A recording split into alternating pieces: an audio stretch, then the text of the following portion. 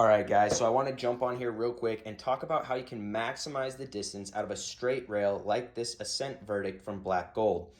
The way to do this is to bring your bottom pin as close to your level as possible, meaning that your housing is as high up as possible, giving you the maximum amount of vane clearance as you scroll down. This will give you the maximum amount of yardage that you can shoot. On this site right here, when it was set up on my boat, I was getting about 130 yards before I ran into clearance issues, and now that was stacking my pins back up. Now, it's up to you if you want to shoot your bottom pin as your slider, your middle, or your top. Personally, I find to get the maximum amount of yardage, it's going to be your bottom pin. But in a hunting scenario, honestly, you probably want to run your middle pin. That way you have a pin if the animal comes closer or further, you still have a secondary pin above and below to make a good ethical shot.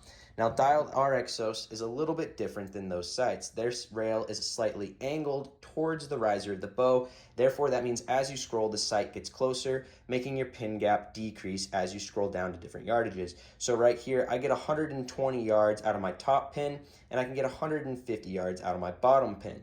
When I stack them back up, I can go ahead and get 190 yards out of this exact site. But the only reason that's possible is because of this angled rail right here, maximizing the pin gap distance that I can get out of my setup.